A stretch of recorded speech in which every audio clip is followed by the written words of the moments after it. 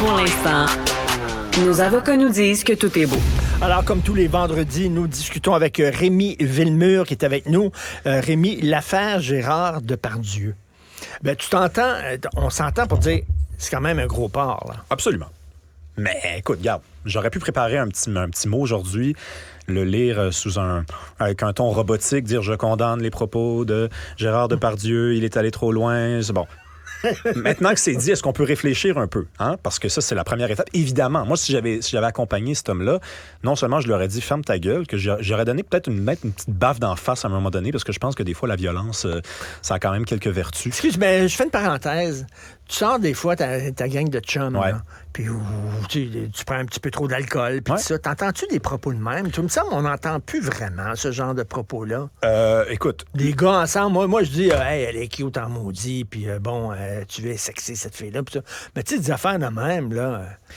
ça m'arrive d'entendre, par exemple, un des éléments qu'on retrouve dans l'extrait de 4 minutes, mais une espèce de succession de ça, non, absolument pas. Puis la bonne nouvelle, c'est que on est entraîné désormais à intervenir. Mais maintenant que c'est dit, qu'est-ce qu'on fait? Parce que là, visiblement, il y a Radio-Canada, Télé-Québec, Crave, France Télévisions ont décidé de retirer des films dans lesquels a joué Gérard Depardieu de leur programmation. Qu'est-ce que ça veut dire? Ça veut dire qu'on se dit, bon, il est allé trop loin, il incarne le côté sombre du genre humain, il faut l'effacer. Hein? C'est ça que ça veut dire. Parce qu'il y a deux choses. Hein? Il y a des accusations de viol et d'agression. Ça, c'est grave, mais on va laisser le système de justice juger. Bien sûr. Mais des propos dégradants sur les femmes, à ce que je sache, c'est pas illégal. C'est pas illégal d'être un cave. C'est pas illégal d'être con.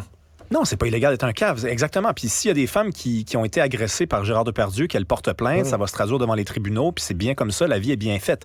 Après, quelqu'un qui va trop loin comme ça et qui est grossier, qui bascule dans le côté laid de l'humanité, moi je pense, et là je me ferai peut-être pas beaucoup d'amis, .e.s quelque chose, là, mais je pense que c'est nécessaire dans une société, le grossier et le laid, parce que le beau ne s'apprécie que parce qu'il y a le laid.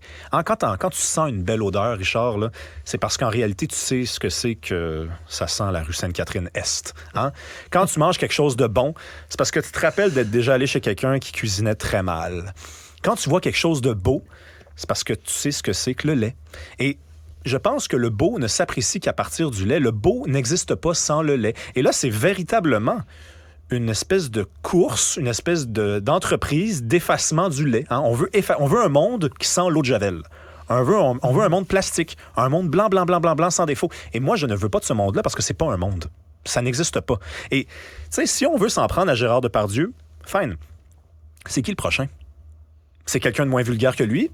Quand on l'a rejeté à l'eau, cette personne-là, ça va être qui le prochain? Parce que c'est ça le problème, c'est que ça crée un précédent.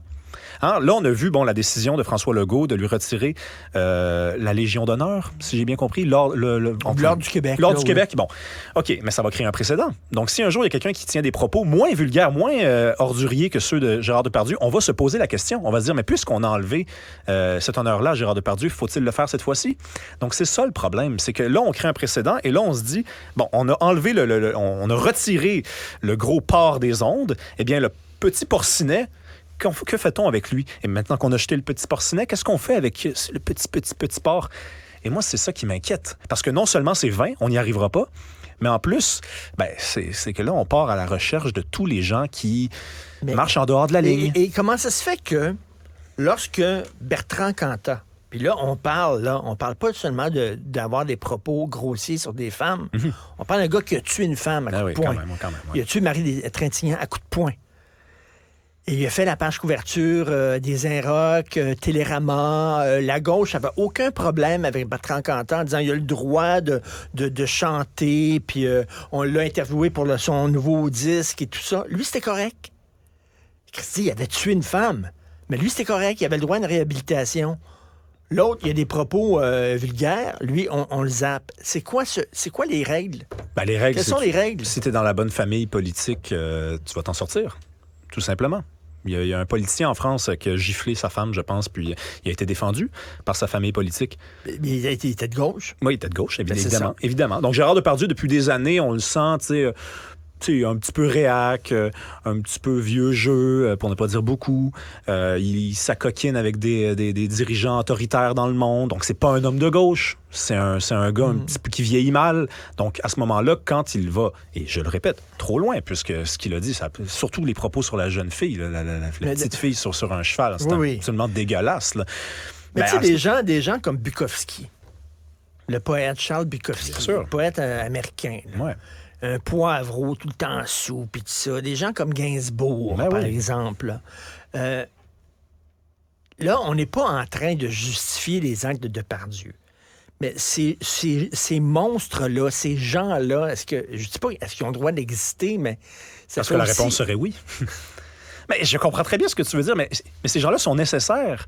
Ils sont nécessaires, on a besoin d'eux. On a besoin du gars qui sent la cigarette, qui parle un peu trop fort au bar, puis qui est un petit peu grossier. On a besoin de lui, une fois de temps en temps, de passage dans notre vie. Parce que c'est quoi l'envers de ça? Il faut se poser la question. Si cette personne-là n'existe pas, c'est quoi l'envers de ça? C'est quoi le théâtre en même temps, qui nous est offert? La jeune interprète coréenne, puis qui disait « J'espère que vous allez vous toucher en pensant à moi dans votre douche », puis tout ça, elle va te répondre « Moi, j'ai pas besoin de Gérard Depardieu. » Elle n'a pas besoin de lui, effectivement. Mais... C'était dégueulasse qu'il me dit « J'étais mal à l'aise, je trouve que c'est une forme d'agression verbale. » Puis elle va te dire « J'ai pas besoin de lui. » Mais elle ne composera plus jamais avec lui. Enfin, elle, en ce moment, là, on parle de nord-coréenne. On parle de gens qui ne savent même pas que ces images-là sont disponibles en ligne. Mais si elle savait que les images étaient disponibles, ce qu'elle trouverait probablement le plus frappant dans cette histoire-là, c'est le fait que, il y a des images maintenant d'elle en ligne. Parce que moi, j'ai écouté l'heure et demie, là, puis on la voit à un moment donné, son visage n'est pas brouillé. Mais cette personne-là, elle n'a plus à composer avec ça. Et si elle se dit agressée par les propos, écoutez, peut-être que... Tu sais, tu te souviens, dans une émission française, Gainsbourg, il y avait Whitney Houston, puis il était complètement paf, là, puis il avait dit, genre, j'aimerais vous baiser, ou je sais pas trop quoi, là. Ouais, et elle avait répondu. C'était une autre époque aussi, là. Je me rappelle, elle avait répondu, elle avait dit ça se dit pas, monsieur, elle avait même repoussé physiquement, elle lui avait dit dites plus ça, elle l'avait un peu engueulé. Ça, c'est une autre époque aussi, où les gens avaient quand même le courage de... Parce que moi, c'est ça que je dis, là. On peut répondre à ces gens-là, on peut donner une gifle dans la face à Depardieu, on peut le pousser, on peut dire hey, on rentre à la maison, mon gros Soulon, parce que c'est un gros Soulon aussi, il faut le mentionner, là. Il y avait une fameuse entrevue qui est un portrait de Depardieu qui a été publié il y a quelques années où il témoignait boire à peu près 15 bouteilles d'alcool par jour. C'est une espèce de... C'est un ogre, là. C'est vraiment un homme d'une autre trempe. Ces gens-là, on peut leur répondre. On n'est pas obligé de courber les chines et de dire j'ai été frappé, j'ai été micro-agressé. Non, il faut leur répondre. C'est ça. Puis autour de lui aussi, les gens riaient, puis rigolaient, puis la face à eux autres, tout ça, disaient hey, le gros tata. Là. Surtout Yann Moix. Je pense que t'as trop bu, Gérard. Là. Ouais, là, va-t'en à la maison. Va-t'en à la maison. T'es pas à bonne place pour faire ça, puis t'es odieux, puis t'es...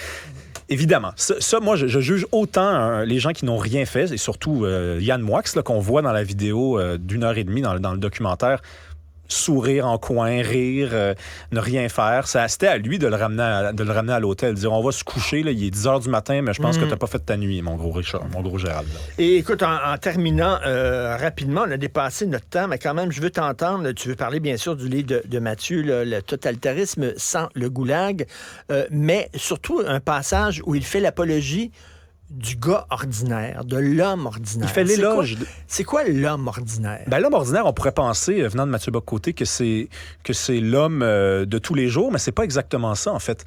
C'est l'homme des situations ordinaires. C'est nous, en fait. C'est nous qui allons acheter une brosse à dents à la pharmacie, puis qui remarquons une petite affiche où c'est marqué « Ceci est une caisse inclusive avec un espace inclusif ». L'homme ordinaire, c'est celui qui se dit « C'est quoi cette affaire-là? » L'homme ordinaire, c'est celui qui sort avec sa brosse à dents, qui prend sa voiture, puis qui s'en retourne chez lui, puis qui tombe dans une manifestation de Black Lives Matter, puis qui voit des gens en train de dire « Les Noirs sont exploités au Québec », puis qui se dit il me semble que non, en fait. Qui arrive chez lui, puis qui est fatigué, parce que c'est épuisant, tout ça, à un moment donné. L'homme ordinaire, pour Mathieu Bock-Côté, c'est l'homme des petites résistances qui comptent. En fait, on pourrait penser que la seule résistance qu'on peut présenter au wokisme, c'est celle d'un chroniqueur à Cube Radio ou celle d'un chroniqueur dans le Journal de Montréal.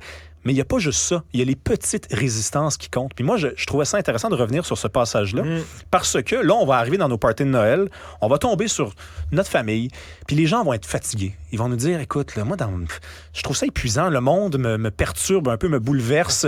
Mon boss, il me demande de mettre mon pronom il ou elle à mon message. Je sais pas si je devrais le faire. Rémi, est-ce que tu es en train de dire que ce sont des micro-agressions que nous subissons tous les jours? Ben, je dirais plutôt que c'est une sorte de harcèlement, oui, exactement, le harcèlement progressiste.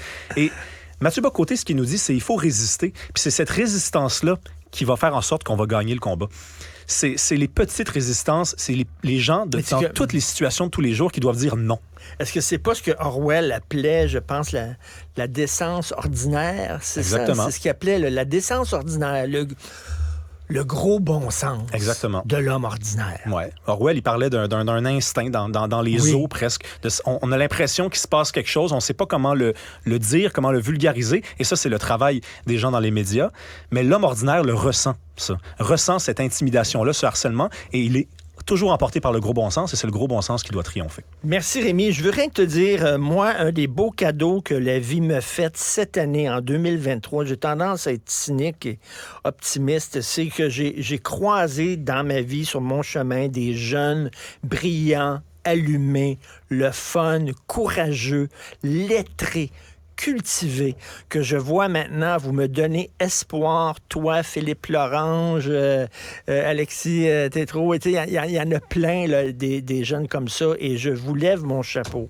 Vraiment, merci. C'est peut-être c'est mon rayon de soleil de 2023, tiens. Ben, merci Richard, merci de leur donner la parole aussi. Muriel Châtelier aussi, puis tout ça. Là, David Santarossa. David Santarossa, il y a plein de monde comme ça, vous êtes important. Merci beaucoup. Merci. Bon temps des fêtes.